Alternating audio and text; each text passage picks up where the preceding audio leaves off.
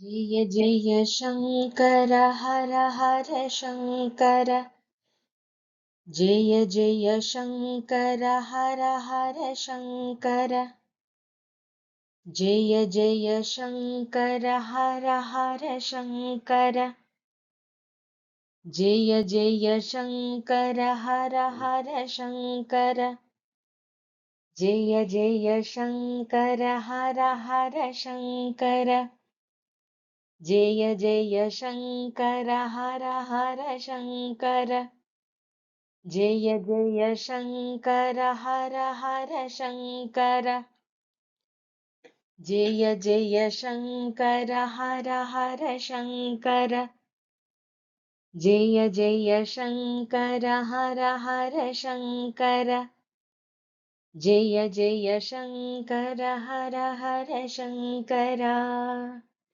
जय जय शङ्कर हर हर शङ्कर தெய்வத்தின் குரல் வால்யூம் 5 உடைய சாராம்சம் பார்த்துட்டு இருக்கோம். சங்கர சரித்தம். அதுல ஆச்சாரியாளுடைய பூர்வாச்சாரிய பரம்பரையை பத்தி பார்த்துட்டு வந்தோம். அதுல கௌடபாதருடைய வித்யா குருவான பதஞ்சலியுடைய சரித்திரத்தை பத்தி என்ன சொல்றார் பெரியவா அப்படின்னு பார்த்துன்னு வந்தோம். சிதம்பரத்துல 1000 சிஷ்யர்களுக்கு அதிசய பாடம் சொல்லி கொடுத்துட்டு இருந்தார். வியாக்கரண பாடத்தை தன்னுடைய சுய ரூபத்திலேயே திரைக்கு அந்த பக்கம் இருந்துட்டு அவளை எல்லாருக்குமே எடுத்துட்டு இருந்தார். ஏன்னா 1000 பேர் சேர்ந்தாச்சு. அப்போ ஒருத்தருக்கு ஒரு முகம் அப்படிங்கிற விகிதாச்சாரத்துல பண்ணிட்டு இருந்தார். தன்னுடைய ஆக்ஞையும் மீறி ஒரு சிஷ்யன் இவர் திரைய போட்டுன்னு தான் பண்ணுவேன்னு சொன்னார். ஒரு சிஷ்யன் திரைய விலக்கி பார்த்ததுல அவருடைய திருஷ்டியும் விஷசுவாசமும் பட்டு எல்லாரும் பார்த்தா அப்படியே பஸ்மமாயிட்டா. இப்படி ஆயிடுத்தே அப்படின்னு சொல்லிட்டு பதஞ்சலி மகரிஷி ஒரே துக்காக்கிராந்தரா உட்கார்ந்துட்டு இருந்தார். எங்கிருந்தோ எல்லாம் படிக்க வந்திருக்காளே, அவளுக்கெல்லாம் இப்படி ஆச்சேன்னு ஒரு கவலை. சுவாமியுடைய ஆக்ஞையை நிறைவேற்ற முடியலையே அப்படின்னு இன்னொரு கவலை. இப்படி உட்கார்ந்துட்டு இருந்த போது அந்த 1000த்துல ஒரே ஒரு சீடர் மட்டும் தப்பிச்சிருந்தார். அதனால்தான் ஆயிரத்துல ஒருத்தன் அப்படின்னு சொல்லிட்டு சொல்ற வழக்கம் வந்ததோ என்னவோ. அவர் கௌட தேசத்தை சேர்ந்தவர். அவருடைய இயற்பெயர் தெரியாததுனால கௌடர் அப்படின்னே வழங்கப்படுறார். அவரை பார்த்த உடனே கொஞ்சம் ஆறுதலாவும் சந்தோஷமாவுமே இருந்தது. திரும்ப பாடம் எல்லாம் நடத்தலாம்னு பார்த்தா இவர் கொஞ்சம் மந்த புத்திக்காரரா இருந்ததுனால அனுகிரகம் மூலமாவே அவருக்கு எனக்கு தெரிந்ததெல்லாம் உனக்கு தெரியட்டும் அப்படின்னு பூர்ணானுகிரகம் செஞ்சார். வியாக்கரணத்துல பரிபூர்ண ஞானம் உண்டாகிடுத்து இந்த கௌடருக்கு. மகாபாஷ்யம் எல்லாம் அப்படியே மனப்பாடம் ஆயிடுத்து. ஆனாலும் சந்தோஷப்பட முடியாம அதுல ஒரு சின்ன சிக்கல். என்னன்னா, சின்ன சிக்கல் இல்ல, பெரிய சிக்கல். கௌடர் உத்தரவு இல்லாம வெளியே போனதுனால பிரம்ம ராட்சசாக ஆகத்தான் வேணும். ஏன்னா பதஞ்சலி முனிவர் ஏற்கனவே சொல்லியிருந்தார். பொதுவா பிரம்ம ராட்சஸ் வேத அத்தியனம் செய்யறவாளதானே கேள்வி கேட்டு அவளாம் பதில் சொல்லலைன்னா உடனே அடிச்சு போட்டு தின்னும் இல்லையா? அப்படி இவர் பிரம்ம ராட்சசாக ஆன உடனே வியாக்கரணம் சம்பந்தமாவே ஒரு கேள்வி கேட்கணும் அப்படின்னு இவர் சொன்னார். ஒருத்தர் பதில் சொல்லிட்டா அவரே யார் பதில் சொல்றாளோ அவளே மகாபாஷ்ய உபதேசம் பூர்த்தியா பெறதுக்கு யோக்கியதை வாய்ந்தவர் அப்படின்னு தெரிஞ்சுக்கலாம். அவருக்கு மனுஷ ரீதியிலேயே பாடம், அதாவது இவர் எப்படி ராட்சச ரூபத்துல இருக்காரோ அப்படியே அதுலயே பாடம் சொல்லி தரணும். அதுக்கப்புறம் இவருக்கு அந்த சாபம் நீங்கிடும். இவர் என்ன கொஸ்டின் கேட்கணும் அப்படிங்கறதையும் பதஞ்சலி முனிவரே சொல்லி கொடுத்தார். சமஸ்கிருதத்துல நிஷ்டா பிரத்யம் அப்படின்னு ஒண்ணு உண்டு. அது ஒரு தாத்துவோட நிஷ்டா பிரத்யம் சேரும் போது இக்த அப்படின்னு சொல்லிட்டு ஆகும். ஆனா இதுல ஒரு எக்ஸெப்ஷன். பச் அப்படிங்கிற தாத்துவோட சேரும் போது மட்டும் இக்தாக்கு பதிலா இக்வ அப்படின்னு ஆயிடும். இவர் கேட்க வேண்டியது பச் தாத்துவோட நிஷ்டா பிரத்யம் சேர்ந்தா என்ன ஆகும் அப்படின்னு இவர் கேட்கணும். அவன் பக்குவம் அப்படின்னு சொல்லிட்டு சொன்னா அதுதான் சரியான விடை. அவன் தகுந்த பாத்திரம் உள்ளவன் அப்படின்னு அர்த்தம். அவனுக்கு கொடுத்தா நீ சாப விமோச்சனம் அடைஞ்சிடுவ. அது வரைக்கும் யாரெல்லாம் தப்பா பக்தம் அப்படின்னு சொல்றாளோ அவர்களை எல்லாம் நீ ராட்சச ரூபத்திலேயே ஆகாரமா ஆக்கி நீ சாப்பிட்டுக்கோ அப்படின்னு சொல்லிட்டு இவர் சொல்லி விடை கொடுத்தார். கௌடரும் பிரம்ம ராட்சசா மாறினார். அப்படியே காத்துல பறந்து போய் நர்மத நதிக்கரைக்கு சேர்ந்தார். அங்க ஒரு அரச மரம் இருந்தது. அந்த மரத்துல உட்கார்ந்துட்டு இருந்தார். தெற்க இருக்கிற பஞ்ச திராவிட தேசங்களுக்கும் வடக்க இருக்கிற பஞ்ச கௌட தேசங்களுக்கும் அதுதான் மத்தியில இருந்தது. உத்தர தேசத்துல இருந்து தட்சிணத்துக்கு போறதுக்கும் தட்சிணத்துல இருந்து உத்தர தேசத்துக்கு போறதுக்கும் எல்லாருக்கும் அது வழியாதான் போவா. வித்யைய கற்றுக்கொள்ற வரவா எல்லாம் இப்படிதான் வந்து இந்த ரூட் வழியாதான் பாஸ் ஆவா. அதனால வந்து இந்த இடத்த அவர் வந்து தேர்ந்தெடுத்தார். அங்க விருட்சத்துல ஏறி உட்கார்ந்துட்டு வழிபோக்கர்களை எல்லாம் கூப்பிட்டு கேள்வி கேட்பார். குரு சொல்லி கொடுத்த அதே கேள்வியை கேட்பார். சரியா தெரியலன்னா அவளை எல்லாம் அடிச்சு போட்டு ஆகாரமாக்கிப்பார். இப்படியே ரொம்ப காலம் அப்படியே வந்து போயிட்டு இருந்தது. அநேக வருஷங்கள் ஆயிடுத்து. அப்புறம் ஒரு நாள் சர்வ லட்சணமா பிரம்ம தேஜஸோட காஷ்மீரத்தை சேர்ந்த ஒரு பிள்ளையாண்டான் அந்த வழியே போனான். மகாபாஷ்யம் கத்துக்கணும் அப்படின்னு போனான். பிரம்ம ரக்ஷஸ் எல்லார்கிட்டயும் டைரக்டா வந்து கொஸ்டின் வந்து கேட்க மாட்டார். கொஞ்சம் இந்த யுக்த ஆன்சர் வர மாதிரியே கொஸ்டின்ஸ் கேட்டுட்டு அதுக்கப்புறம் இந்த எக்ஸெப்ஷன் விதி இருக்கிற மாதிரி கொஸ்டின் கேட்பார். ஏன்னா எல்லாம் நல்லா தெரிஞ்சவாளே இப்படி வந்து கேட்கும்போது குழம்பி தப்பா பதில் சொல்லிடுவா. மகாபாஷ்யம் கத்துக்கணும்னா அதுக்கு சரியான பாத்திரரா இருக்கணும் இல்லையா? வழக்கம் போல அதே கேள்விய வரிசையா வந்து கேட்டுட்டே வந்து இந்த எக்ஸெப்ஷன் ரூல் இருக்கிற இந்த கேள்வியும் கேட்டார். இந்த பிள்ளை மத்தவாள போல பக்தம் அப்படின்னு உணராம சரியா பக்குவம் அப்படின்னு சொல்லிட்டு பதில் சொன்னான். உடனே இவன் தான் சரியான பாத்திரம் அப்படின்னு ரொம்ப சந்தோஷமாச்சு. இவனுக்கு கத்து கொடுத்து நம்மளுடைய சாபமும் நீங்கிடுமே அப்படின்னு சந்தோஷம். பிள்ளையாண்டான் யாரு அப்படின்னு விசாரிச்சார். அவர் வந்து தன் பேர் சந்திரசர்மா, பதஞ்சலி கிட்ட வியாக்கரண பாடம் கத்துக்க போறேன் அப்படின்னு சொல்லிட்டு சொன்னான். உடனே ரொம்ப தூரமா இருக்கிறதுனாலதான் அவருக்கு வந்து பதஞ்சலி கத்து கொடுக்கிற விஷயம் ரொம்ப லேட்டா தான் கிடைச்சது. அதுக்கப்புறம் தான் அவர் வந்து கிளம்பி வரார். உடனே பிரம்ம ரக்ஷஸ் சிதம்பரம் விஷயம் எல்லாம் எப்பவோ முடிஞ்சாச்சுப்பா. பதஞ்சலி மகரிஷி அந்த நிதியை எனக்கு கொடுத்திருக்கார். அதனால நானே உனக்கு சொல்லி தரேன் அப்படின்னு சொல்லிட்டு சொன்னார். உடனே இவருக்கும் ஆஹா இங்க வழியிலேயே நமக்கு வந்து இப்படி ஒரு பாக்கியம் கிடைச்சிடுதேன்னு ரொம்ப சந்தோஷமாச்சு. ஆனாலும் பிரம்ம ரக்ஷஸ கட்டிண்டு குருவா கட்டிண்டு அழறது ரொம்ப சுலபமா இருக்கல இந்த பிள்ளையாண்டானுக்கு. ராட்சச ரூபத்திலேயே தான் அவர் வந்து பாடம் நடத்தணும் அப்படின்னு சொல்லிட்டு விதி இருந்தது. அவர் வந்து ஏற்கனவே சொல்லியிருந்தாரு இல்லையா? சந்திர சர்மாவுக்கு வேற வழி இல்ல. அரச மரத்து மேல விசித்திரமா குரு சிஷ்யாளுடைய கிளாஸ் ஆரம்பமாச்சு. இவர் வந்து ஏகப்பட்ட ரூல்ஸ் போட்டார். நான் வந்து உடனே ஆரம்பிச்சிடுவேன், நீ கண்டினியூஸா பண்ணிட்டே இருக்கும், எழுதிட்டே போகணும், அப்படி இப்படின்னு நிறைய ரூல்ஸ். கடகடன்னு பாடத்தை ஆரம்பிச்சிட்டார். அந்த கால ஏடா எழுத்தாணியா ஒண்ணுமே இல்ல. தன்னுடைய தொடைய கீறிண்டார். ரத்தம் வந்தது. அத வச்சுண்டு இங்கா வச்சுண்டு இந்த அரசிலை காம்ப ஒடிச்சு அத பேனாவா ஆக்கிண்டார். பேப்பர் எதுன்னா இந்த அரச இலைகள் இருக்கு இல்லையா, அதுவே பேப்பர்ஸ். அப்படியே இந்த ரத்தத்துல தோச்சு எழுதிண்டே போனார். ராவும் பகலுமா குரு நிறுத்தாம இப்படியே 9 நாள் டிக்டேட் செய்ய, ஆடாம அசராம ஆகாரம் நித்ரை இது எதுவுமே இல்லாம சிஷ்யர் தொடர்ச்சியா இலையில எழுதிண்டே போனார். வித்யை பெறதுக்கு இத்தனை தியாகம் தபஸ் அப்படிங்கிறார் பெரியவா. ஒரு வாரா இந்த வியாக்கரண பாஷ்யம் முழுதும் சொல்லி முடிஞ்சாச்சு. பாடம் நான் சொல்லி முடிச்ச உடனே கௌடருக்கும் அந்த பிரம்ம ராட்சசருடைய ரூபம் தீர்ந்து போச்சு. குரு கொடுத்த பெரிய காரியத்தை முடிச்சிட்டோம் அப்படின்னு கௌடருக்கு மனசு வந்து ஆத்ம விஷயமா வந்து திரும்ப ஆரம்பிச்சது. பரம உத்தமமான குரு ஜீவன் முக்தராவே இருக்கிறவர் யார் அப்படின்னு விசாரிச்சு, அப்படிப்பட்டவர் சுகாச்சாரியால், அவர் பத்ரிகாசிரமத்துல இருக்காருன்னு தெரிஞ்சுட்டு அவர்கிட்ட போய் சரணாகதி பண்ணினார். சுகர் அவருக்கு சந்நியாசம் கொடுத்து ஞான உபதேசம் பண்ணினார். உபதேசம் பண்ணியவர் பிரம்மஜானி. வாங்கி கொண்டவரும் யாரும் பார்த்தா சத்பாத்திரம். அதனால கௌடரும் பிரம்ம ஜானம் அடைஞ்சிட்டார். அப்படியே ஆத்ம நிஷ்டையில ஆழ்ந்து போய் பத்ரிகாசிரமத்திலேயே தங்கிட்டார்.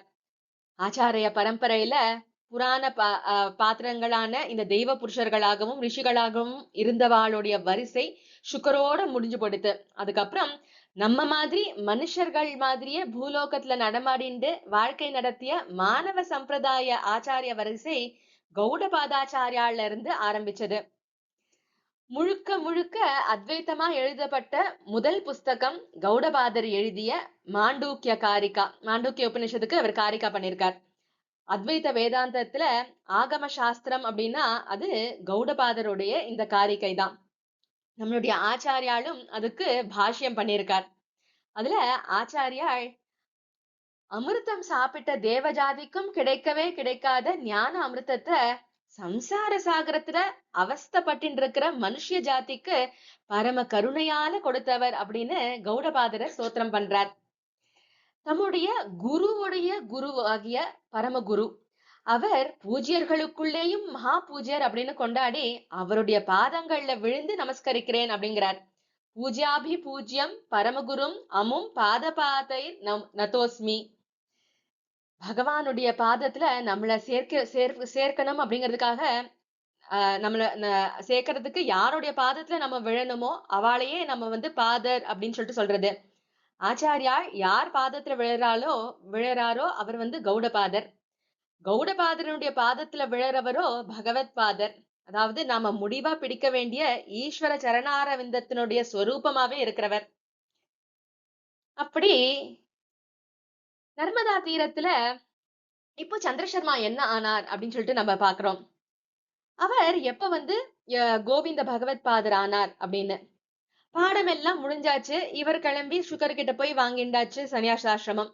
இவர் சந்திரசர்மா என்ன பண்ணினார்? அரசியலை மூட்டைகளை எல்லாம் கட்டினார். அதுல கிடைச்சிருக்கிறது தான் இன்னைக்கு நமக்கு வந்துள்ள இந்த மகாபாஷ்யம். பிரம்ம ராட்சஸ் கிட்ட இருந்து வித்யை கத்துக்க சத்பாத்திரம் யாருமே ரொம்ப வருஷமா வரல அப்படிங்கறத பார்த்து பதஞ்சலி மகர்ஷிக்கு ரொம்ப கவலை பிடிச்சுட்டு, சாஸ்திரமும் பிரச்சாரமாகணும், சிஷ்யனுக்கும் சாப விமோச்சனம் ஏற்படணும். ஆனா இந்த ரெண்டையுமே செய்யக்கூடியவனா எவனுமே அகப்பட மாட்டான் போல இருக்கே அப்படின்னு சொல்லிட்டு நினைச்சு கடைசியில பதஞ்சலியே தான் சந்திரசர்மாவா அவதரிச்சார். பதஞ்சலியா இருந்தபோது யார் சிஷ்யரா இருந்தாரோ அவர்கிட்டயே சிஷ்யராகி தாம் பண்ணின மகாபாஷ்யத்தையே கத்துண்டு அரசிலைகள்ல எழுதிந்தார். அந்த இலைகளை மூட்டையில கட்டினார். அநேக நாட்களா சாப்பாடும் தூக்கமும் இல்லாம இருந்தார் இல்லையா? அதெல்லாம் சேர்த்து வச்சு ரொம்ப களைப்பா ஆச்சு. மூட்டைய போட்டுட்டு அப்படியே பூமியில சாய்ந்து நன்னா தூங்கி போயிட்டார். அப்போ அந்த பக்கம் ஒரு ஆடு வந்தது. ஆடு இலை மூட்டையில ஒரு பாகத்தை அப்படியே தின்னுடுது. அவ்வளவு தியாகத்தோட எழுதியது லோகத்துக்கு முழுக்கவும் கிடைக்கல. பெரியவா சொன்னார் இல்லையா, நல்லதுலயும் வந்து முழுக்க கிடைக்காது அப்படின்னு. பிரபஞ்ச லீலையில இப்படியெல்லாம் தான் பகவான் அப்பப்போ காட்டுறது. நல்லது அப்படிங்கிறது நிறைவா நடக்காம போவது. இது எல்லாமே சந்திரசர்மா எழுந்துச்சு பார்த்தார். ஐயோ இப்படி ஆச்சே அப்படின்னு சொல்லிட்டு மீதியாவது ரட்சணை பண்ணணும் அப்படின்னு களைப்பை பொருட்படுத்தாம உஜ்ஜயினிக்கு வந்தார். களைப்பு தாங்காம ஒரு வைசியனுடைய வீட்டு திண்ணையில படுத்து அடிச்சு போட்ட மாதிரி அப்படியே நன்னா தூங்கி போயிட்டார். அதுவும் நாள் கணக்குல அவர் படுக்க தூங்க ஆரம்பிச்சிட்டார். அந்த வைசியனுக்கு ஒரு புத்திரி இருந்தா. அவளுக்கு அவரை பார்த்த உடனே பிரியம் ஏற்பட்டது. அவருடைய பிராணனை நம்ம ரட்சணை பண்ணணும் அப்படிங்கிறதுக்காக ஆயுர்வேத சிகிச்சை முறையெல்லாம் அவளுக்கு தெரிஞ்சிருந்தது. அதனால தயிரும் சாதமுமா நன்னா பிசைஞ்சு அதை சந்திரசர்மாவுடைய வயிற்றுல பூசி நன்னா தேய்ச்சா. ரோம கூப்பம் வழியா அந்த அன்னசாரம் சரீரத்துக்குள்ள இறங்கித்து. இந்த காலத்துல எல்லாம் வந்து பெரியவா சொல்றாரு, இந்த ஊசி எல்லாம் போட்டு குத்துறாளே அந்த மாதிரி இல்லாம இப்படி ஒரு மெத்தட் இருந்திருக்கு அப்படிங்கிறார். இப்படி பல நாட்கள் பண்ணின உடனே சந்திரசர்மாவுக்கு தெம்பும் விழிப்பும் ஏற்பட்டது. முதல்ல மூட்டை ஜாக்கிரதையா இருக்கா அப்படின்னு சொல்லிட்டு பார்த்தார். உடனே அதை எடுத்துட்டு கிளம்பினார். வைசியன் பார்த்தான். அவர் அப்படியே பிடிச்சு தடுத்து, என்ன ஓய் நீங்க பாட்டு கிளம்பிட்டீர்? உங்களை கல்யாணம் பண்ணிக்கணும் அப்படிங்கிற ஆசையினால என்னுடைய புத்திரி வைத்தியம் செஞ்சா, நீங்க பாட்டுக்கு கிளம்புறீரே அப்படின்னு சொல்லிட்டு கேட்டான். அவருக்கோ கல்யாணத்துல எல்லாம் ஆர்வமே இருக்கல. மகாபாஷ்யத்தை சத் சிஷ்யர்களுக்கு கொடுத்து பிரச்சாரம் பண்ணணும் அப்படிங்கறதுலயே அவருடைய எண்ணம் எல்லாம் இருந்தது. அதனால கிளம்பி போகணும் அப்படிங்கறதுலயே இவர் குறியா இருந்தார். இவர் விடவே மாட்டேங்கிறார். வாரும் ராஜசபைக்கு அப்படின்னு சொல்லிட்டு ராஜா ஆக்ஞைப்படி வழக்க தீர்த்துப்போம் அப்படின்னு சொல்லிட்டு வைசியன் விடாப்படியா அவரை அப்படியே கூட்டிட்டு போனான். ராஜசபையில ராஜாவுக்கும் ராஜா கூப்பிட்டு அனுப்பிச்ச மந்திரிக்கும் சந்திரசர்மாவை பார்த்த உடனே, ஆஹா இப்படிப்பட்ட மகா தேஜஸ்வியா இருக்கிறாரே, நம்மளுடைய குமாரிய இந்த யுவாவுக்கே கல்யாணம் பண்ணி வைக்கணும் அப்படின்னு சொல்லிட்டு 2 பேருக்கும் தோணித்து. ராஜா தன்னுடைய பெண் விஷயமா மந்திரி கிட்ட தர்மசாஸ்திர கருத்தை கேட்டான். அப்போ பிரிவா சொல்றாரு, இங்க ஒரு விஷயத்த மறக்க கூடாது. என்னன்னா, இப்படி எல்லாருமே வந்து இவர பிராமணனை பார்த்து கல்யாணம் பண்ணிக்கோ அப்படின்னு தன் பெண்ணை கொடுக்குறேன் அப்படின்னு சொல்லிட்டு சொல்றாளே அப்படின்னா, கலியுடைய ஆதிக்கம் ஜாஸ்தி ஆகிறதுக்கு முன்னாடியே இந்த கதையெல்லாம் நடந்தது அப்படின்னு நம்ம தெரிஞ்சுக்கணும். கௌடபாதரும் சரி, அதுக்கப்புறம் கோவிந்த பகவத் பாதரா ஆக போற இவரும் சரி, நூத்துக்கணக்கான வருஷங்கள் ஆத்ம நிஷ்டர்களாக இருந்திருப்பா. பிரம்ம தேஜஸ நன்னா கட்டி காப்பாத்திய சக்தர்களா பல பிராமணர்கள் அந்த காலத்துல இருந்திருந்தா. அப்படி ஒருவன் இருந்தா மத்த ஜாதிகள்லயும் நல்ல உத்தமமான ஜீவர்கள் எல்லாம் தோன்றி அந்த குலங்கள் எல்லாம் மேன்மை அடையணும் அப்படின்னு அவன்கிட்ட அந்த ஜாதிக்காரர்களும் பிரார்த்தனை பண்ணிண்டு தங்களுடைய கன்னிகைகளை அர்ப்பணம் பண்ணுவா. அதுக்கப்புறம் கலியுடைய பிரபாவம் எல்லாம் ஜாஸ்தியாகி 72 துர்மதங்கள் எல்லாம் தோன்றின போது ஆச்சாரியாளுடைய அவதாரம் ஏற்பட்டது. தற்காலத்துக்கு நிச்சயமா இப்படிப்பட்ட விஷயம் எல்லாம் நிஷேதம் தான், நாட் அலவுட் அப்படிங்கிறார். ஏன்னா ஆச்சாரியாலே தம்முடைய காலத்தவர்களை பிரம்ம தேஜஸ் குறைந்தவர்களா தான் வர்ணிச்சிருக்கார். பிரம்ம தேஜஸ் இருக்கிற ஒரு சத்பிராமணன் தான் இந்த மாதிரி எல்லாம் பண்ண முடியும். ராஜா தர்ம சந்தேகம் கேட்ட உடனே மந்திரியும் பிரம்ம தேஜஸ்ல நல்ல வீரியவத்தான பிராமணர்கள் உடைய விஷயத்துல 4 வர்ணங்களை சேர்ந்த கன்னிகைகளையும் ஒரே முகூர்த்தத்துல ஒரு பிராமண வரனுக்கு கல்யாணம் பண்ணி கொடுக்க இடம் இருக்கிறதா சொன்னான். தன்னுடைய பெண்ணையும் அப்படி கன்னியாதானம் செஞ்சு கொடுக்கணும் அப்படின்னு சொல்லிட்டு ஒரு ஆசை இருக்கு அப்படின்னு சொல்லிட்டு விஞ்ஞாபனம் பண்ணினான். இத பார்த்து கொண்டிருந்த வைஷ்யனும் ஆஹா இதுதான் சமயம்னு சொல்லிட்டு தன்னுடைய வழக்க ராஜா முன்னாடி வச்சான். இப்போ மந்திரி சொன்ன உடனே பாதி காரியம் முடிஞ்சது, வைஷ்யன் சொன்ன உடனே முக்கால் காரியமும் முடிஞ்சிடுது அப்படின்னு சொல்லிட்டு ராஜாவுக்கு சந்தோஷம் வந்துடுது. அவன உடனே வைஷ்யன் சொன்ன உடனே அவனுடைய சார்பா வந்து தீர்ப்பு வழங்கிட்டார். இப்படி ஒண்ணு மாத்தி ஒண்ணு திருப்பம் ஏற்பட்டதுல சந்திர சர்மாவுக்கு தெரிஞ்சு போயிடுது, இது ஈஸ்வர சங்கல்பம் தான், நடக்கிறபடி நடக்கட்டும் அப்படின்னு சொல்லிட்டு விவேகமா இருந்துட்டார். 4வது வர்ணத்தை சேர்ந்த ஒரு நல்ல குணமுள்ள பெண்ணும் அங்க வந்து சேர்ந்தா.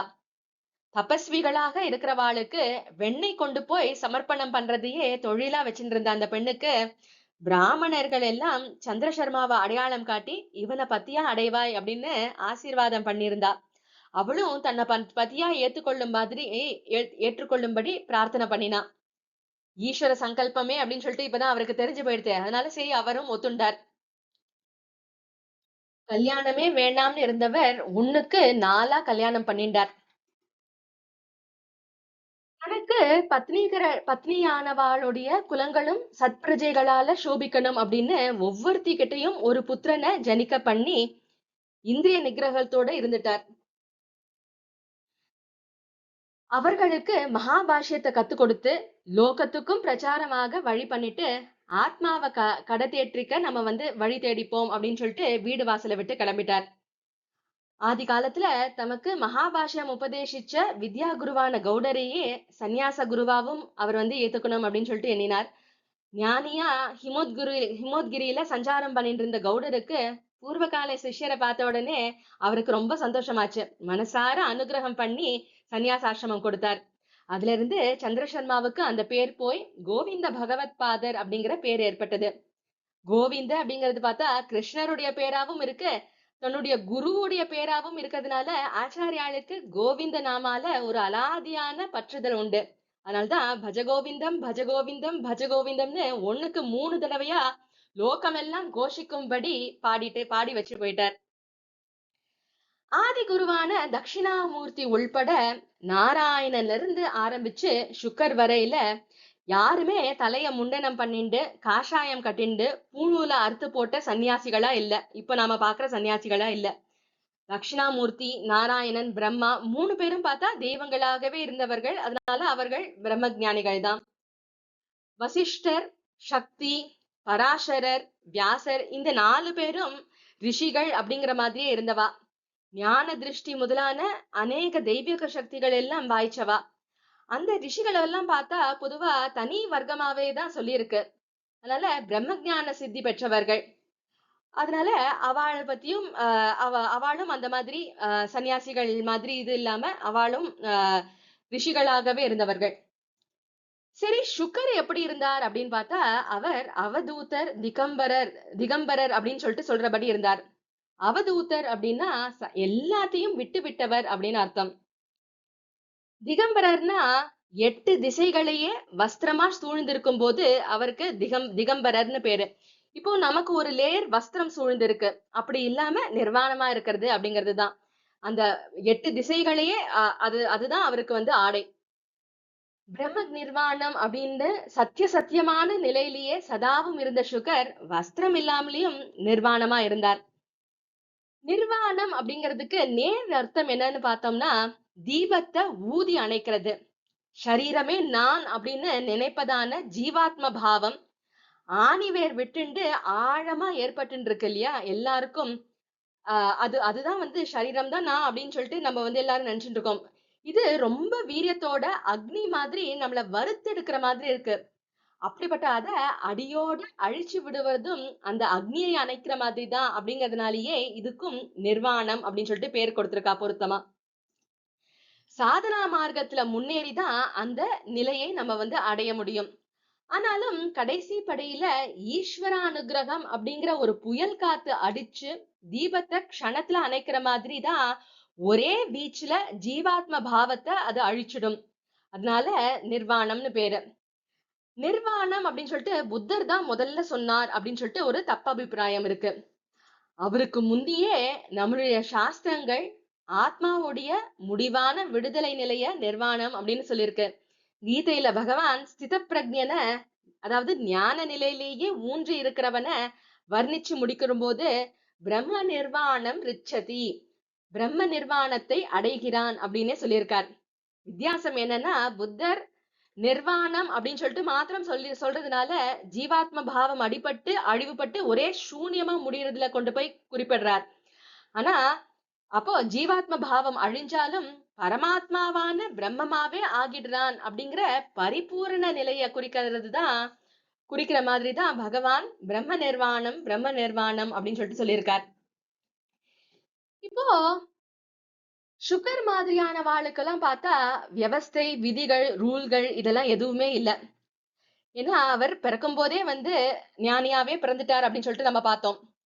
சந்நியாச ஆசிரமத்துக்கும் மேலே போயிட்டவாளுக்கு ஜாதி ஆச்சாரங்களாகிய இந்த ரூல்ஸ் எதுவுமே கிடையாது. அதனால ஆசிரமங்கள், வர்ணங்கள் எல்லாத்தையும் கடந்து விட்ட அவளை அதிவர்ணாசிரமிகள், அத்தியாசிரமிகள் அப்படின்னே சொல்லுவா. உள்ளுக்குள்ள எப்பவும் சதா பிரம்ம அனுபவத்திலேயே இருக்கிற அதிவர்ணாசிரமி வெளியில எப்படி வேணாலும் இருக்கலாம். உடைமைகளை எல்லாம் ஆண்டுண்டு ராஜாவா இருக்கலாம். ஒரே இடத்துல ஜென்மா பூராவும் வசிக்கலாம். எதுவும் பண்ணலாம். கலியில அதிவர்ணாசிரமிகள் குரு பரம்பரையில வர்றதுக்கு இல்ல அப்படின்னு சொல்லிட்டு, எப்படி கிரகஸ்தர் எல்லாம் வர முடியாது அப்படின்னு சொல்லிட்டு பார்த்தோமோ, அப்படி அதிவர்ணாசிரமிகளும் கலியில வந்து வரதுக்கு இல்ல அப்படின்னு சொல்லிட்டு. ஏன்னா அவளெல்லாம் வந்து மனம் போனபடி செய்யற வேஷதாரிகள். அவெல்லாம் வந்து தங்களையே அதிவர்ணாசிரமிகளா சொல்லிட்டு புறப்படுற யுகம் இது. அதனால சுகாச்சாரியாளுக்கு அப்புறம் விதிவத்தா சந்நியாசாசிரமம் வாங்கி கொண்டவாளுடைய பரம்பரை அப்படிதான் தொடரணும் அப்படின்னு சொல்லிட்டு தான் கௌடபாதர்ல இருந்து தொடங்க ஆரம்பிச்சது. ரூல் படியான சந்நியாசாசிரமம் ஆதியான வேத காலத்துல இருந்தே இருக்கிறது தான். இவர்கிட்ட இருந்து தான் ஆரம்பிச்சதுன்னு நம்ம எடுத்துக்க கூடாது. ஆதி காலத்துல வேதத்துல இருந்தே இருந்ததுதான். ஆச்சாரியாளுடைய குரு பரம்பரையை பொறுத்த வரைக்கும் அவருடைய பரம குருவான கௌடபாதரும் சரி, குருவான கோவிந்த பகவத் பாதரும் சரி, விதிப்படி சந்நியாசம் வாங்கிண்டு சாஸ்திர பிரகாரம் அந்த ஆசிரமத்தினுடைய ஆச்சரணைகளை எல்லாம் விதிகளை எல்லாம் நடத்திட்டு வந்தா. சன்னியாசியான கோவிந்த பகவத் பாதாள் பரிவிராஜகரா சஞ்சாரம் பண்ணிட்டு இருக்கிற போதும் அப்பப்போ அப்படியே நிஷ்டையில போய் ஒரே இடத்துல தன்னை மறந்து உட்கார்ந்து இருக்கும்படியா அவர் வந்து இருந்தார். ஆச்சாரியாள் செய்ததா வழங்கி வர்ற யோக தாராவளியும் சரி, அத்வைத அனுபூதியும் சரி கோவிந்த பகவத் பாதரே செஞ்சது அப்படின்னு சொல்லிட்டு ஒரு அபிப்பிராயம் இருக்கு. அவருடைய மகா பெரிய சிறப்பா நம்மளுடைய ஆச்சாரியாலே அவரை குருவா வரிச்சு அவர்கிட்ட சிஷ்யரா உபதேசம் வாங்கிட்டதுதான். ஜெகத்குரு அப்படின்னு கொண்டாடப்படுற ஆச்சாரியாலே குரு மகிமைய தெரிவிக்கிற மாதிரி குருவஷ்டகம் அப்படின்னு ஸ்தோத்திரம் பண்ணிருக்கார். விவேக சூடாமணியிலையும் சத்குரும் கோவிந்தம் அகம் பிரணதோஸ்மி, சத்குருவான கோவிந்தரை நான் நமஸ்காரம் செய்கிறேன். அந்த குரு பரமானந்தத்தினுடைய உருவகமாகவே இருக்காராம். அவரை பார்த்தா நம்மளால எட்டி பிடிக்க முடியாது. அப்படி இருந்தாலும் கருணையினால நமக்கு எட்டக்கூடியவராகவும் இருக்காராம். எப்படின்னா வேதாந்தம், சித்தாந்தம் அப்படின்லாம் ஆத்ம சாஸ்திரங்களையும் சாதனா மார்க்கங்களையும் நமக்கு கொடுத்து அதன் மூலமா நம்ம வந்து அவரை எட்டி பிடிக்கும்படி பண்றாராம் அப்படின்னு ஸ்தோத்திரம் பண்ணியிருக்கார். கோவிந்த பகவத் பாதர் பத்ரிகாசிரமத்துல இருக்கும்போது அவதாரமா வரப்போறவருக்கு கோவிந்த பகவத் பாதர் தான் குருவா இருக்கணும் அப்படிங்கிற திவ்ய சங்கல்பத்தை அவருக்கு தெரிவிக்கணும் அப்படின்னு சொல்லிட்டு வியாசாச்சாரியாள், சுகாச்சாரியாள், கௌடபாதாச்சாரியாள் எல்லாருமே அங்க கூடினா. தட்சிணத்தினுடைய கோடியில கேரள தேசத்துல அவதாரம் ஏற்பட போகுது. ஆனா நாமளும் வடகோடியில ஹிமாச்சலத்துல இருக்கோம். இவ்வளவு தூரம் அவர் நடந்து வரும்படி விடக்கூடாது. ஒண்ணு அவர் வந்து அவதாரம், இன்னொன்னு பார்த்தா அவர் குழந்தை. அதோட சிஷ்யன் வந்து குருவ தேடி போற மாதிரியே குருவும் சத் சிஷ்யனை தேடி போகணும் அப்படின்னு இருக்கு. அதனால பாதி தூரம் அவர் வருவதாகவும் பாதி தூரம் நீ போவதாகவும் இருக்கட்டும் அப்படின்னு சொல்லிட்டு இங்க இருந்து நீ தேச மத்திக்கு போ, உரிய காலத்துல அவர் வந்து சேரும்போது ஆசிரமம் கொடுத்து உபதேசம் பண்ணேன்னு வியாசர் சொல்லி அனுப்பிச்சிருந்தார். அதன்படி கோவிந்த பகவத் பாதரும் அவருக்கு ஏற்கனவே தெரிஞ்ச அந்த நர்மதை நதிக்கரைக்கு வந்து அங்க இருக்கிற குகையில சிஷ்யரை எதிர்பார்த்துண்டு ஆத்ம நிஷ்டையில அமர்ந்துட்டார். குரு ரத்னமாலால கோவிந்த பகவத் பாத பத்தி ஸ்துதி பண்ணிருக்கு. அவருடைய பூர்வ அவதாரங்கள் அத்தனையும் அடிக்கின்றே போயிருக்கு. அவரை ஜெய கோவிந்த முனி அப்படின்னு சொல்லிட்டு சொல்லியிருக்கு. அதுக்கு முன்னாடி அவர் எப்படி இருந்தார் அப்படின்னு பார்த்தா சந்திர சர்மாவாவே அந்த பிறவியிலே வந்து இருந்தார். அதுக்கு முன்னாடி எப்படி இருந்தார்னா ஹரியின் படுக்கையா இருந்தார். ஆதிசேஷன் இல்லையா, ஹரியோடைய படுக்கை. அப்புறம் ஹரனுடைய பாதர சரமா அவர் வந்து அங்க இருந்தார். அதுக்கப்புறம் பூமியை தரிக்கிறவராக அவர் வந்து இருந்தார். அப்புறம் லக்ஷ்மணராக அவர் இருந்தார். அதுக்கப்புறம் பலராமராக, அதுக்கப்புறம் பதஞ்சலியாக.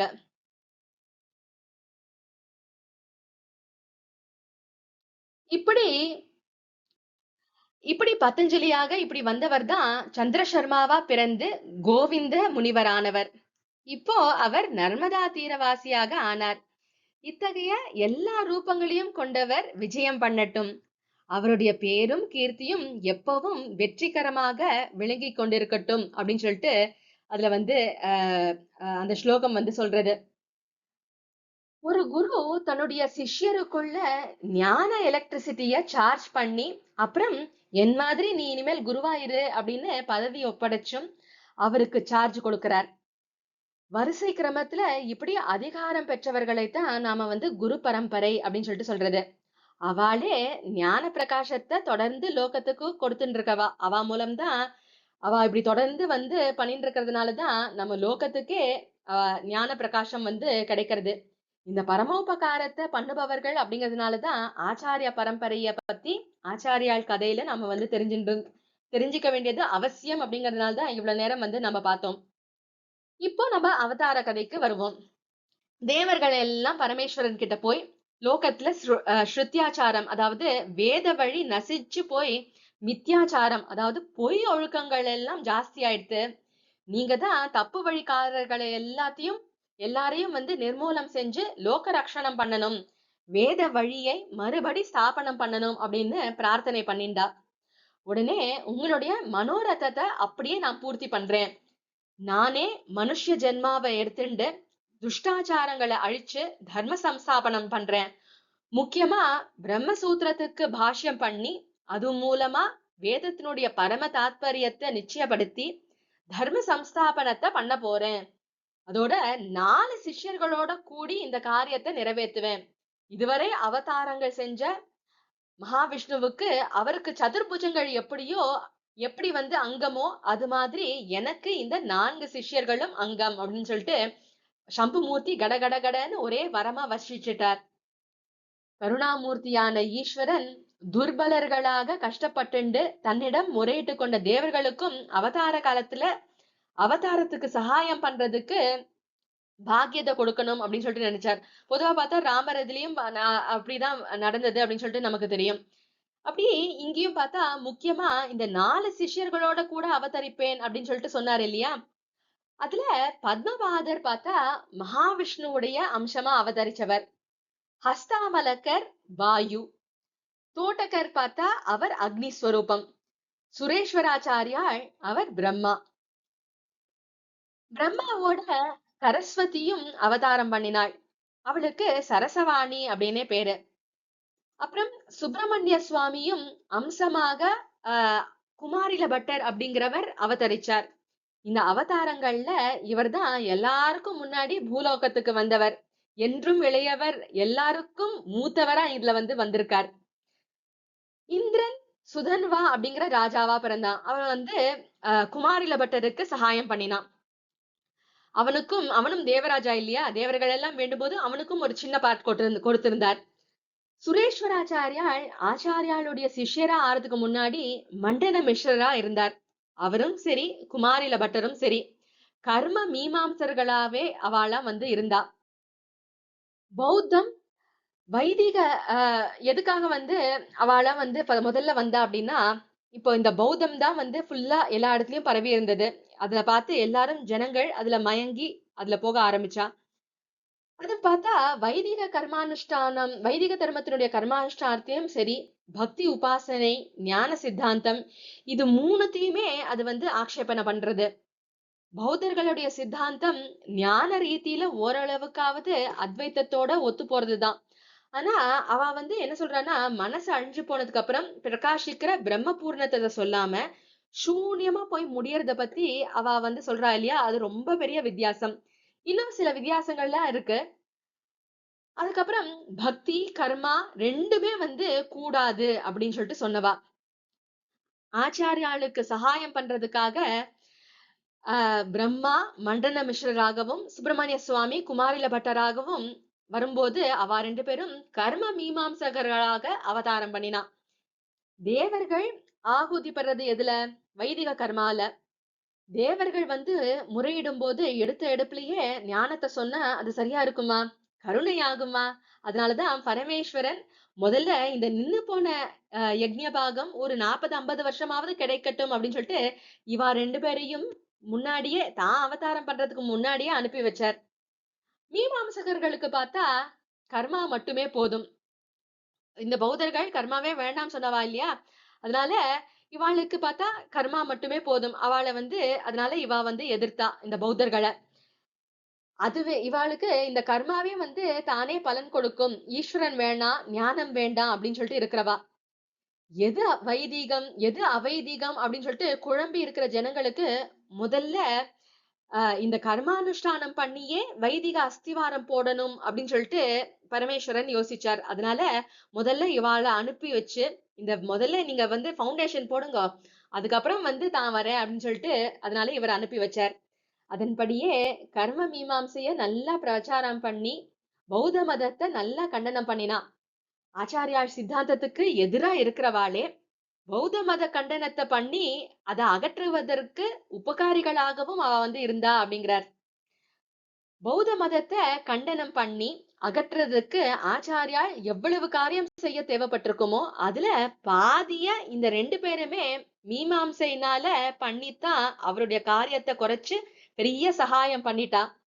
கடைசியில இவாள ஆச்சாரியால் வாதத்தினால ஜெயிச்சு ஞான மார்க்கத்தை ஏற்றுக்கொள்ளும்படி பண்ணினார். கர்ம மார்க்கத்தை நல்லா அஸ்திவாரம் போட்டதுக்கு அப்புறம் பக்திக்கு வாதம் எல்லாம் பண்ண வேண்டிய அவசியமே இருக்கல ஆச்சாரியாளுக்கு. ஏன்னா ஜனங்களுக்கெல்லாம் பார்த்தா இயல்பாவே பக்தி அப்படிங்கிறது மனசுல ஊறி போன ஒன்று.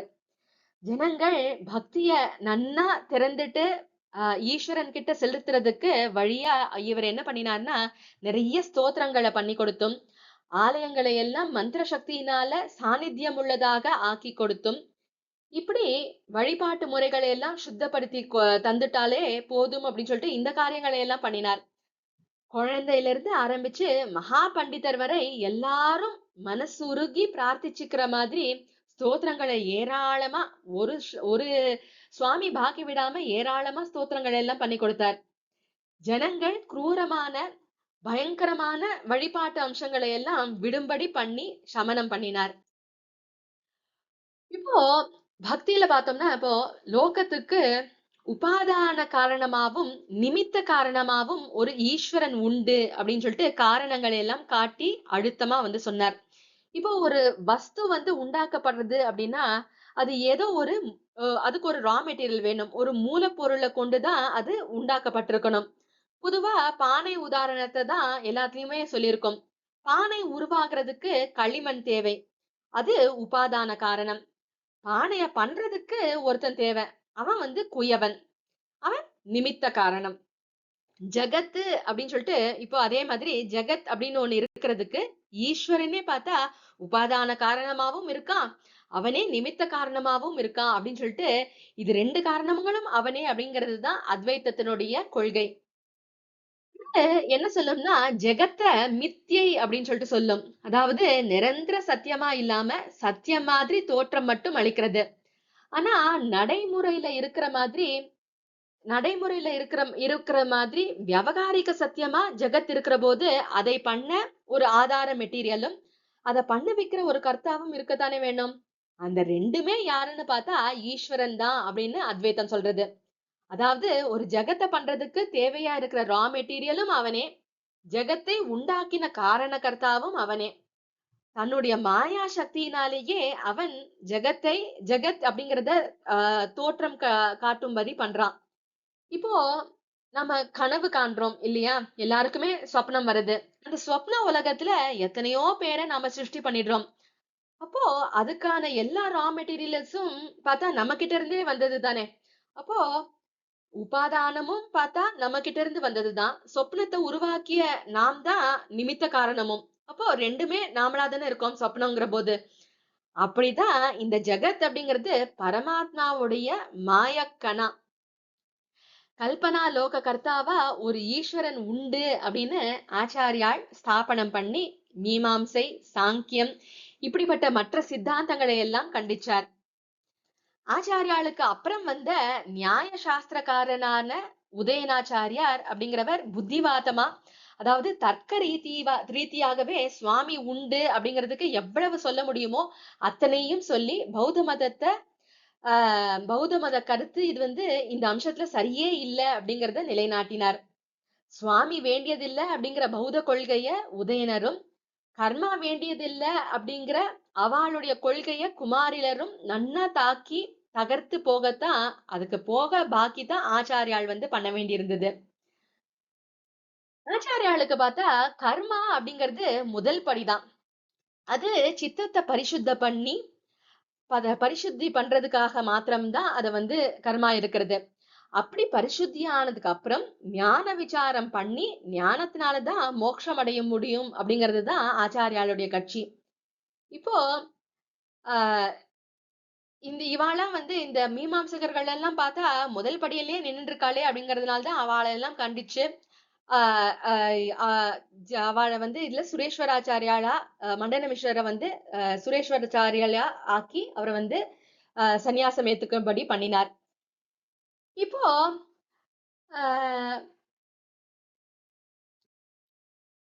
ஏழைகள் இப்ப பெட்டிஷன் கொடுத்தாச்சு. அப்பா அம்மாவும் அடுத்து பெட்டிஷன் கொடுக்க போறா.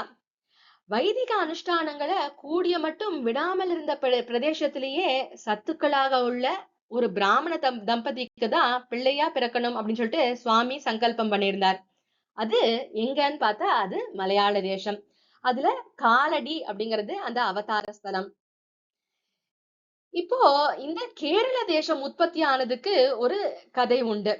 மலை தொடருக்கும் சமுத்திரத்துக்கும் நடுவுல குறுகலா இருக்கிறது இந்த மலையாள தேசம்.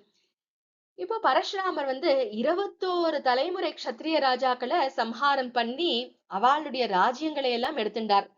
லோகம் முழுக்க அவருடைய கைக்கு வந்துடுது. அதே சமயம் அவருக்கு விரக்தியும் பச்சாதாபமும் ஏற்பட்டது.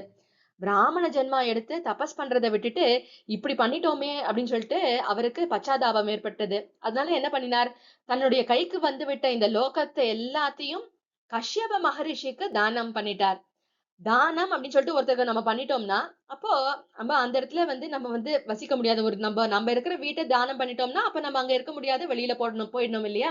அப்படி இந்த பூமியை அவர் தானமா கொடுத்துட்டார். அப்போ நாம இங்க வாசம் பண்றது சரியில்லை அப்படின்னு சொல்லிட்டு நிலப்பரப்புக்கு எல்லையா இருந்த அந்த மேற்கு தொடர்ச்சி மலையில ஏறி சஹ்யம் அப்படிங்கிற பர்வத உச்சிக்கு போனார்.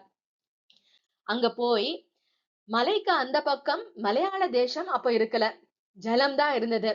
சமுத்திர ராஜா கிட்ட அவர் இதுவரைக்கும் பூலோகத்துல நிலப்பரப்புல இனிமேல் நான் வசிக்க முடியாது, இந்த பூலோகத்திலேயே லோகக்ஷேமத்துக்காக தபஸ் பண்ணிட்டு இருக்கும்படி ஈஸ்வர ஆக்ஞையும் எனக்கு இருக்கு, அதனால நான் வசிக்கிறதுக்கு கொஞ்சம் நிலப்பரப்பு ஏற்படுத்தி கொடுக்கணும் அப்படின்னு சொல்லிட்டு கேட்டுட்டார்.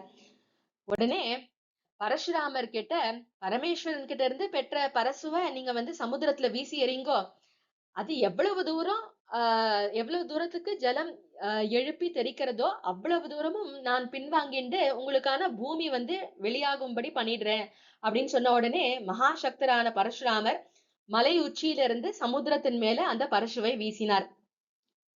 அது சமுத்திரத்துல விழுந்து பல மைல் தூரத்துக்கு வடக்கு தெற்காகவும் அதைவிட குறைவா கிழக்கு மேற்காகவும் ஜலம் எழும்பி தெரிச்சது. அந்த பரப்பளவு முழுசும் பார்த்தா சமுத்திரராஜன் என்ன பண்ணினார், சமுத்திரம் பின்னாடி போயிடுத்து, பூமி வெளியில வந்தது. அதுதான் மலையாள தேசம். ஒரு பக்கம் மலையும் மறுபக்கம் ஆழமும், அதாவது ஆழி அப்படிங்கிறது சமுத்திரம். அப்படி ரெண்டும் இருக்கிறதுனால மலையாளம். கேரம் அப்படின்னா தென்னை, ஒரே தென்னஞ்சோலை மயமா அந்த பிரதேசம் இருக்கிறதுனால அது கேரளம் அப்படிங்கிற பேர் வந்தது.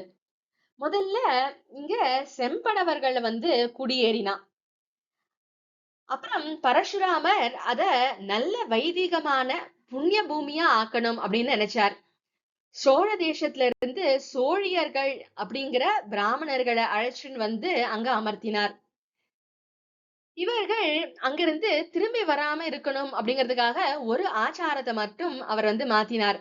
அப்படி மாத்தினா அவளால இந்த தாய் சீமைக்கு போக முடியாது, போய் கலந்து வாழ முடியாது அப்படின்னு நினைச்சார்.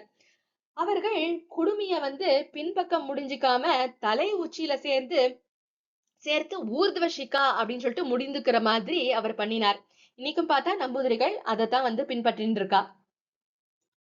பூர்வ காலத்துல இருந்த தமிழ்நாட்டு பிராமணர்கள் பார்த்தா மலையாளத்துக்கு போனாலா உடனே அங்க மழையும் சகதியும் குறுக்க ஓடையுமா இருந்ததுல அவளுக்கு இதெல்லாம் ஒத்துக்கல.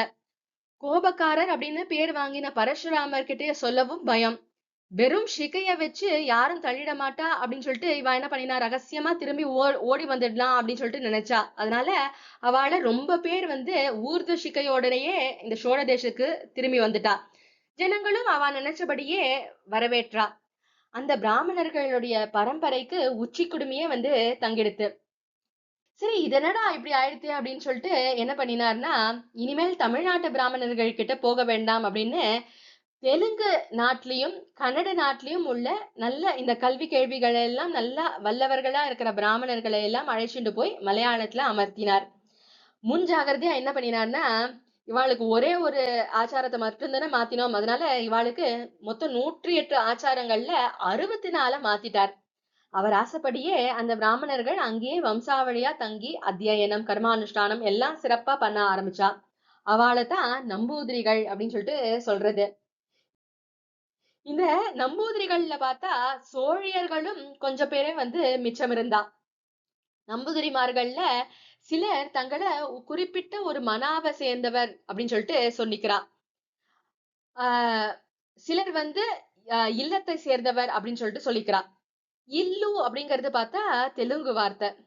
ஆந்திர தேசத்துல இருந்து வந்தவர்கள் இல்லத்தை சேர்ந்தவர்கள் அப்படின்னும், மனா அப்படிங்கிறது கன்னட வார்த்தை. அதனால கர்நாடகத்துல இருந்து வந்தவர்கள் மனாவை சேர்ந்தவர்கள் அப்படின்னு சொல்லிட்டு இருக்கு. ஆனா தமிழ்லயும் பார்த்தோம்னா இல்லம் மனை ரெண்டுமே இருக்கு.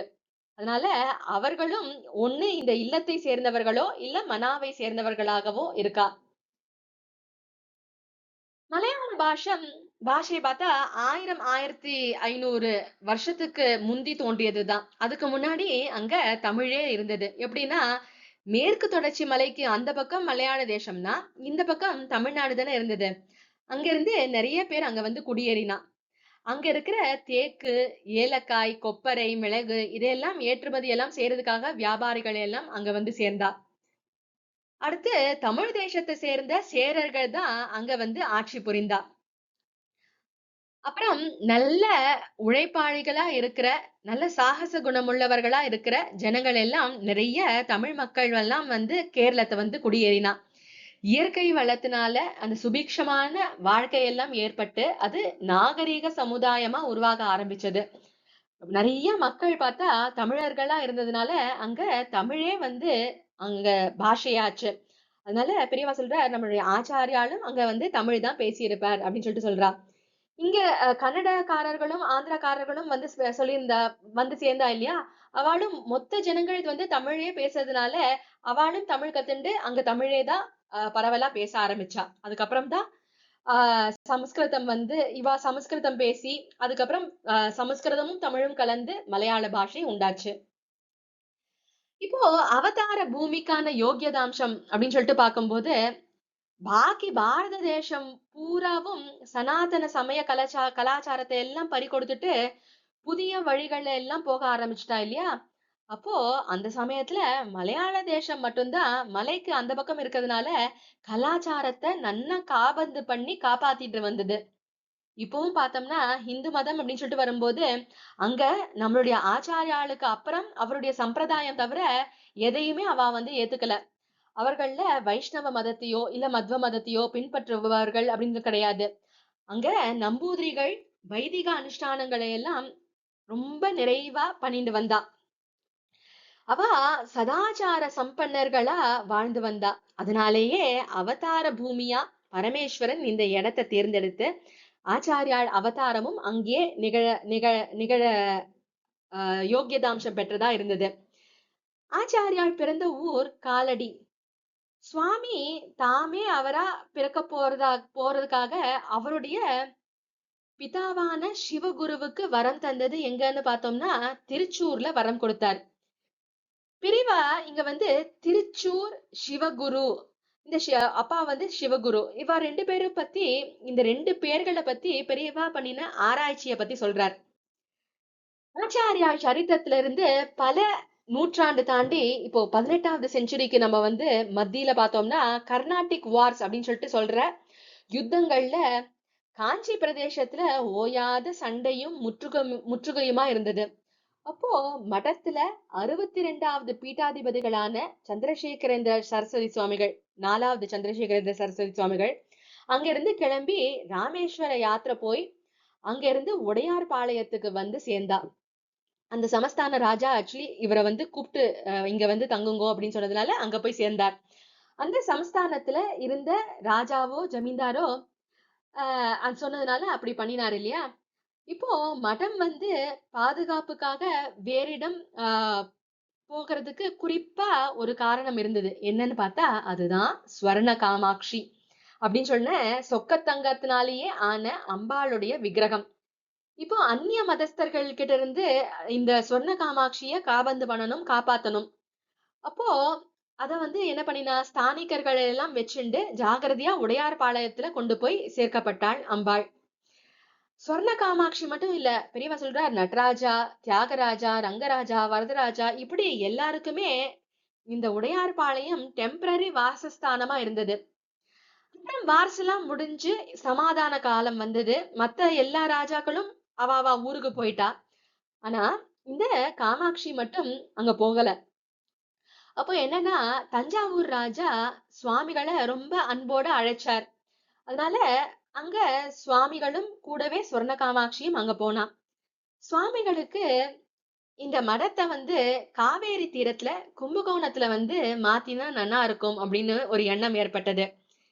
ராஜாவும் சம்மதிச்சு ஏற்பாடெல்லாம் பண்ணி கொடுத்தார்.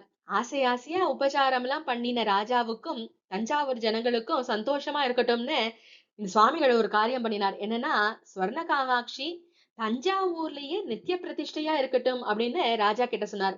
ராஜாவும் ரொம்ப சந்தோஷமாயிட்டார். ஸ்ரீமடம் மாத்திரம்தான் கும்பகோணத்துக்கு இடம் மாறித்து. இப்ப கூட தஞ்சாவூர்ல பங்காரு காமாட்சியா விளங்கி வருபவள் காஞ்சிபுரத்துல இருந்து உடையார் பாளையம் வழியா தஞ்சாவூருக்கு போன அது ஸ்வர்ண காமாட்சி தான். சரி, இந்த மடத்தை வந்து மாத்தும் போது கும்பகோணத்தை ஏன் தேர்ந்தெடுத்தார் அப்படிங்கிறது பெரியவா வந்து யோசிச்சா. கும்பகோணம் அப்படின்னு நம்ம எடுத்துட்டோம்னா இந்த அது மகாக்ஷேத்திரத்தினுடைய மகாக்ஷேத்திரம், அதனுடைய மகாத்மியங்கள் பார்த்தா எக்கச்சக்கம். கூடவே இன்னொரு முக்கியமான சமாச்சாரம் இருந்தது. என்னன்னா நம்மளுடைய ஆச்சாரியாளுடைய அவதாரத்திலேயே கும்பகோண சம்பந்தம் இருக்கு. ஆதி நாள்ல எல்லாம் பார்த்தோம்னா அவருடைய பூர்வீகர்களுக்கே கும்பகோண சம்பந்தம் உண்டு அப்படின்னு ஆச்சரியப்படும்படியா சில லிங்குகள் எல்லாம் பெரியவாளுக்கு கிடைச்சது. திருச்சூர்ல போய் பஜனம் இருந்துதான் ஆச்சாரியாளுடைய தாய் தந்தையர் ஈஸ்வரன் கிட்ட இருந்து வரம் பெற்று ஈஸ்வரனே அவதார புத்திரரா வந்து பெற்றார் இல்லையா? இப்போ திருச்சூர் அப்படிங்கறத நம்பூதிரிகள் என்னன்னு சொல்லுவான்னா சிவபுரம் அப்படின்னே சொல்றா. இந்த சிவபுரம் அப்படிங்கிற பேரையுடைய மகாக்ஷேத்திரம் கும்பகோணத்துல இருந்து 3 கிலோமீட்டர் தென்கிழக்க இருக்கிற ஊரும் சிவபுரம் அப்படின்னே பேரு. ஒரு மகாக்ஷேத்திரம் அப்படின்னு சொல்லிட்டு இருந்தா அதனுடைய சாநித்தியம் அத சுத்தி ஒரு 3 ஆஹ் பஞ்சக்ரோஷம் அப்படின்னு சொல்லிட்டு சொல்லுவா. பஞ்சக்ரோஷம் அப்படிங்கிறது ஒரு கோஷம்ங்கிறது 2, 3 மைல். அப்படி ஒரு 10, 12 மைலுக்கு அந்த சாநித்தியம் வந்து சுத்தி இருக்கும். அப்போ இந்த சிவபுரம் அப்படிங்கிறது கிரேட்டர் கும்பகோணத்துல வந்துடும். இப்ப கிரேட்டர் மெட்ராஸ், கிரேட்டர் பாம்பே எல்லாம் சொல்றோம் இல்லையா? அப்படி அதுல வந்துடும். அப்படி கும்பகோண சிவபுர வாசிகள் தான் ஆதியில மலையாள தேசத்துக்கு போய் அங்க தாங்க செட்டில் ஆகி, அப்புறம் அவ செட்டில் ஆன அந்த ஊருக்கும் அதே பேரையே சமஸ்கிருதத்திலயும் தமிழ்லயும் வச்சிருக்கா அப்படிங்கிறதுக்கு நிறைய சான்று இருக்கு. இப்போ ஒரு இடத்துல இருந்து இன்னொரு இடத்துக்கு போனா தங்களுடைய ஊர் பேரை மறக்காம அந்த புது இடத்துக்கு புது பேர் வைக்கணும்னா அந்த பழைய பேரையே இப்ப நியூ இங்கிலாந்து அப்படி எல்லாம் வைக்கிறா இல்லையா? அந்த மாதிரிதான் இதே சிவபுரத்துல இருந்து போனவா அங்க குடியேறும் போது அங்கேயும் சிவபுரம் அப்படின்னு சொல்லிட்டு பேர் வச்சிருக்கா. அந்த சிவபுரமுடைய சமஸ்கிருத வார்த்தை தான் திருச்சூர் அப்படிங்கிறது. அப்படி தமிழ்லயும் சமஸ்கிருதத்திலயும் வச்சா அப்படிங்கிறதுக்கு நிறைய சான்று இருக்கு அப்படிங்கிறார். ஆச்சாரியாளுடைய அப்பாவான சிவகுரு அப்படிங்கிற பேரையும் பார்த்தோம்னா ரொம்ப கேள்விப்படுறதே இல்ல. ரொம்ப அபூர்வமா இருக்கிற பேரு. ஆனா ஒரு இடத்துல மட்டும் அந்த பேர் நிறைய அடிபடுறது. எங்கன்னு பார்த்தா அதே கும்பகோண வட்டாரத்துல மட்டும்தான் சிவகுரு அப்படிங்கிற பேர் கொண்டவர்கள் நிறைய இருக்கா. கும்பகோணத்து சிவபுரத்துல கோவில் கொண்டுள்ள அந்த ஈஸ்வரனுக்கு தான் சிவகுருநாத சுவாமி அப்படின்னே பேரு. ஆக கும்பகோணத்தை சேர்ந்த ஆச்சாரியாளுடைய மூதாதையர்கள் மலையாள தேசத்துல சிவபுரத்துல இருந்து அதுக்கப்புறம் கொஞ்சம் 2, 3 தலைமுறைக்கு முன்னாடி காலடியில செட்டில் ஆகி இருக்கணும். தங்களுடைய ஆதி ஊரான சிவபுரம், அதுக்கப்புறம் மலையாளத்துல சொந்த ஊரா ஆன அந்த திருச்சூர், இது ரெண்டுத்தையும் அந்த குடியினர் மறக்காம இருந்திருக்கணும். அந்த பேரையே ஆச்சாரியாளுடைய அப்பாவுக்கும் வச்சிருக்கணும் அப்படின்னு சொல்லிட்டு பெரியவா சொல்றார். அதனாலதான் இந்த சுவாமிகள் 18வது நூற்றாண்டுகள்ல இருந்த அந்த சுவாமிகள் தன்னுடைய மதத்தை மாத்தும் போது செகண்ட் கேபிட்டலா எதை வைக்கிறது அப்படின்னு சொல்லிட்டு நம்ம யோசிக்கும் போது நம்மளுடைய மடத்து சுவாமிகள் கும்பகோணத்தை தேர்ந்தெடுத்தார். அதுக்குதான் அந்த லக்கி பிரைஸ் கிடைச்சது அப்படின்னு சொல்லிட்டு இதுல சொல்றாரு. ஆச்சாரியாருடைய ஜீவித ஆரம்பத்தோட முடி போட்டு கொண்ட ஊர் கும்பகோணம். அவருடைய ஜீவித முடி போட்ட ஊர் எதுன்னு பார்த்தா அது காஞ்சி. அதுதான் அவருடைய முக்தி கஷேத்திரம். சிவகுரு மாதிரியே ஆரியாம்பாவும் ரொம்ப அபூர்வமான பேராதான் இருக்கு. ஆரியன் அப்படின்னா என்னன்னா சபரிமலை சாஸ்தாவை தான் சொல்றது. ஆரியங்காவு எல்லாம் சொல்றோம் இல்லையா? ஆரியன் தான் தமிழ்ல ஐயன் அப்படிங்கிறது. அத மரியாதை பன்மையில சொன்னா ஐயர் இல்லைன்னா ஐயனார். ஆர்யா அப்படிங்கிறது அம்பாளுடைய பரமேஸ்வர பத்னியா இருக்கப்பட்ட பராசக்தியுடைய பேர். தனுஷ், பானம், பாசம், அங்குஷம் இப்படி எல்லாம் இது எல்லாத்தையும் தரிச்சுண்டு சக்கச்சவேல்னு இருக்கிற அம்பாளைதான் ஆர்யா அப்படின்னு சொல்லிட்டு சொல்றது. அந்த ரூப லட்சணங்களோட யார் இருக்கான்னு பார்த்தா நம்மளுடைய காஞ்சி காமாட்சி தான். காஞ்சி காமகோஷ்ட பூஜா பദ്ധதிய அனுகிரகிச்சவர் யாருன்னா துர்வாசர். அவர் காமாட்சி மேல 200 ஸ்லோகங்கள் கொண்ட ஆர்யா த்விஷதி அப்படின்னே ஸ்துதி பண்ணிருக்கார். அதே மாதிரி காமாட்சிய குறிச்ச ரொம்ப உத்தமமான இன்னொரு ஸ்துதி மூக்கர் பண்ணிய பஞ்சசதி 500 ஸ்லோகங்கள். அதுல முதல் 100 ஸ்லோகங்கள் அதுக்கு ஆர்யா சதகம் அப்படின்னே பேரு. ஆக காஞ்சி காமாட்சிக்கு விசேஷமா இருக்கிற பேர் தான் ஆச்சாரியாளுடைய தாயாருக்கு வெட்கப்பட்டதா தெரிஞ்சது. அம்பாளே ஆச்சாரியாளுக்கு அம்மாவா வந்த மாதிரி துணிக்கிறது அப்படிங்கிறார். 2 பெரிய வம்சங்கள்ல வந்த தம்பதி அவா. திருச்சூருக்கு தென்கிழக்குல 30 மைல்ல காலடி கிராமம் இருக்கு. அங்க ஓடுற நதிக்கு ஆல்வாய் அப்படின்னு பேரு. பெரியாறு அப்படின்னு சொல்றது. பூர்ணா நதி, சூர்ணா நதி அப்படின்லாம் வழங்கப்படுறது. அந்த கிராமத்துல நல்ல ஆச்சாரம், படிப்பு, செல்வ வசதி எல்லாம் வாய்ந்த பிராமண குடும்பத்துல பிறந்தவர் சிவகுரு. வித்யாதிராஜா அப்படிங்கிறவருடைய ஏகபுத்திரர். அதாவது ஆச்சாரியனுடைய தாத்தா பேர் வித்யாதிராஜா. ஆர்யாம்பா அப்படிங்கிற உத்தம ஸ்திரீய இந்த சிவகுரு கல்யாணம் பண்ணிண்டு அவ வந்து கைப்பள்ளி மனா அப்படிங்கறது அந்த மனாவை சேர்ந்தவா இவா.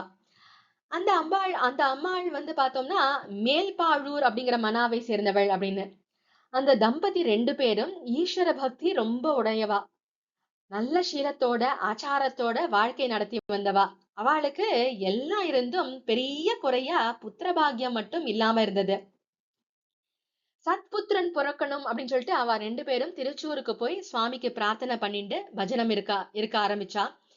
திருச்சூர் விருஷாச்சலம் அது மகா சிவக்ஷேத்திரம். விருஷம் அப்படின்னா நந்திகேஸ்வரர். ரிஷபாரூடரான சுவாமி நந்தி ஒரு மலை ரூபத்துல இருக்கிற இந்த மலை மேல அவர் வந்து வீற்றின்னு இருக்கார். அங்க உள்ளேயும் பார்த்தா ரிஷபர் இருக்கார். நந்திகேஸ்வரர் இருக்கார்.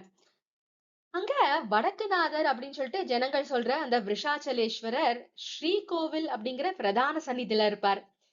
திருச்சூர் கோவில்ல ஒரு விசேஷம், அங்க மகாலிங்கத்துக்கு எப்பவும் சுத்தமான நெய்யால, பசும் நெய்யால அபிஷேகம் பண்ணிட்டே இருக்கிறது. இப்படி 1000 10,000 வருஷமா பண்ணி பண்ணி லிங்கமே தெரியாம ஒரே நெய் பாறையா சுவாமி இருப்பார். ஆனா அந்த நெய் பார்த்தா அத்தனை கோடை காலத்திலயும் தீபங்கள் எல்லாம் எரிஞ்சுட்டு இருக்கும் போதையும் உருகவே உருகாது. அவ்வளவு அப்படியே இருக்கும். இன்னொரு விசேஷம் என்னன்னா, அங்க ஒரு அவ்வளவு நெய் இருக்கே, ஒரு ஈயோ எறும்போ பார்க்கவே முடியாது. அங்க 1000 வருஷம் முன்னாடி நெய் கிடைக்கும் அப்படின்னு சொல்லிட்டு வைத்தியர்கள் எல்லாம் போய் வாங்கின்னு வருவா. அது ரோகங்களுக்கு அது வந்து ஒரு சிகிச்சை முறை அப்படின்னு சொல்லிட்டு அங்க இருந்து புராதன கிருத்தம் அப்படின்னு சொல்லிட்டு வாங்கிட்டு வருவா. இப்போ அங்கதான் இவா 2 பேரும் புத்திரனை உத்தேசிச்சு பஜனம் இருந்தா. அதாவது பக்தி பண்ணினா. பஜனம் பக்தி எல்லாம் அதேதான்.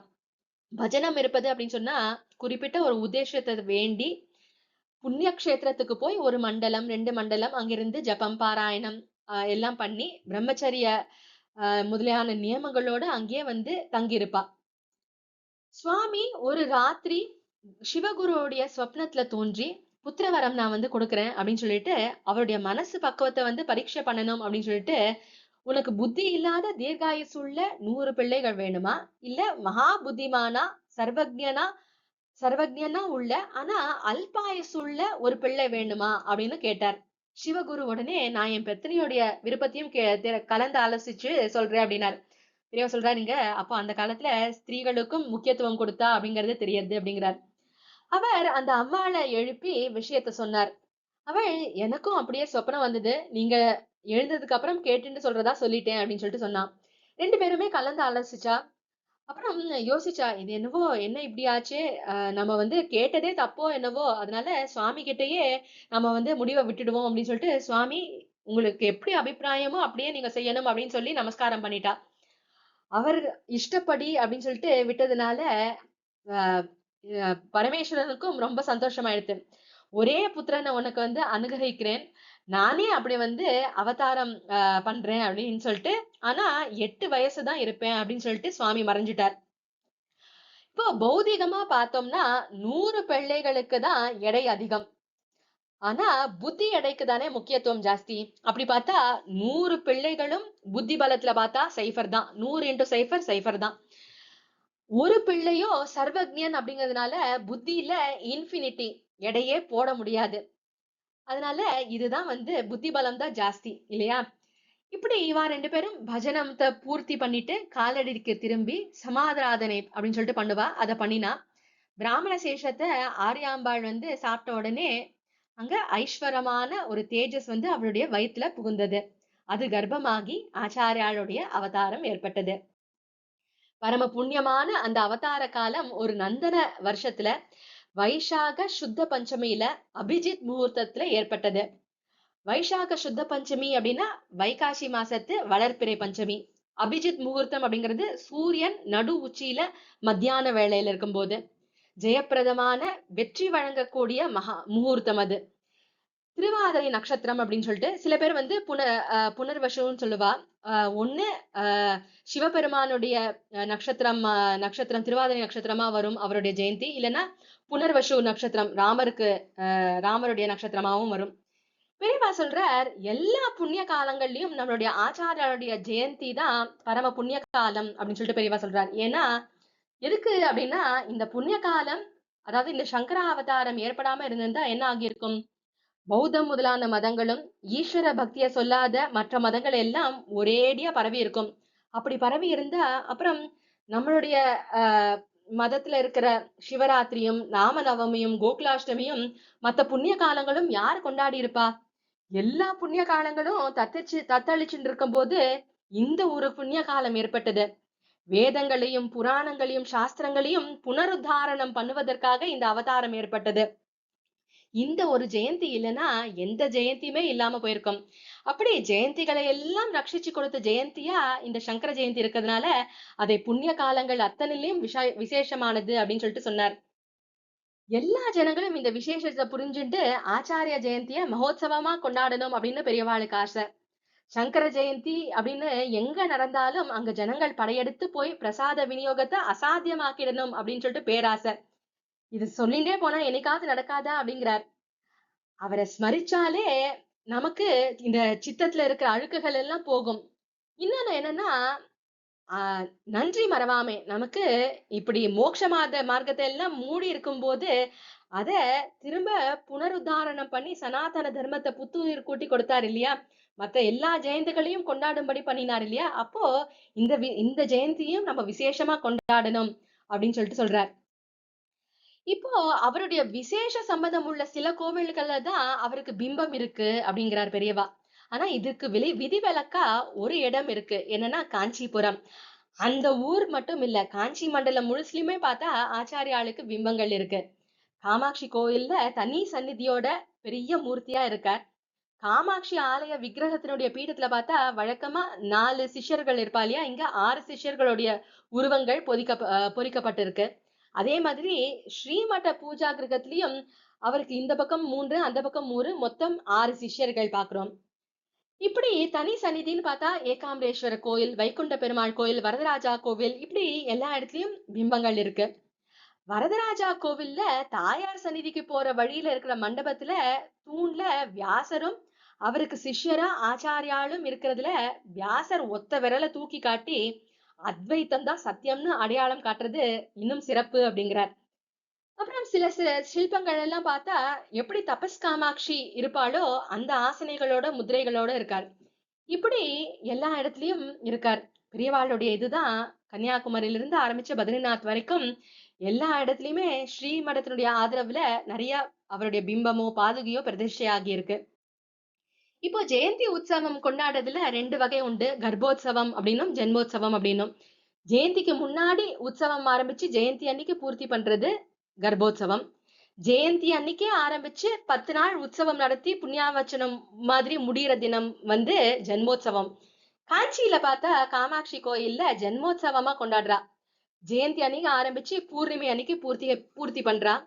டெய்லியும் அந்த பிரதி தினமும் பகவத் பாதாளுடைய உற்சவ விக்கிரகத்தை புறப்பாடு பண்ணி அம்பாளுடைய சந்நிதியான காயத்ரி மண்டபத்துக்கு வெளிப்பக்கம் பீட்டம் எழுந்தருள பண்ணி அங்க ஆச்சாரியர்களுடைய பிரதம கிரந்தமான சௌந்தர்ய லகரி அத தினம் 10 ஸ்லோகம் வீதம் அவ அர்ப்பணம் பண்றா. அந்த அர்ச்சகர்கள் ஒவ்வொரு ஸ்லோகத்துக்கும் தீபாராதனை காமிச்சு இப்படி 10 நாள் பண்ணி அதுக்கப்புறம் கடைசி நாள் ஆச்சாரியாளுக்கு அம்பாள் பிரசாதமா அவருக்கு பரிவட்டம் கட்டி மரியாதை எல்லாம் பண்றா. இது போல ஊர் உலகம் எல்லாம் பண்ணணும் அப்படிங்கிறார்.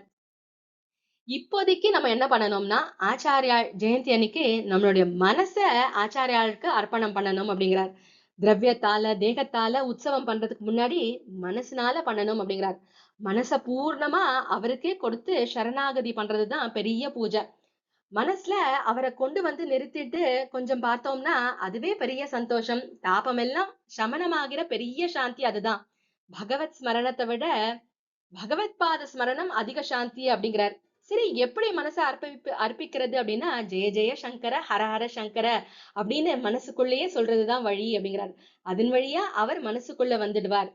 வையகம் துயர் தீர அப்படின்னு ஞானசம்பந்தர் சொன்னார் இல்லையா? அப்படி அது ஹரநாம உச்சாரணம் தானே. அதனால ஹரஹர நாமத்தோட அவருக்கு ஜெய ஜெய அப்படின்னு சொல்லிட்டு திக்விஜய சங்கரா இருந்ததுக்காக ஜெய ஜெயன்னு சேர்த்து சொல்லுவோம்.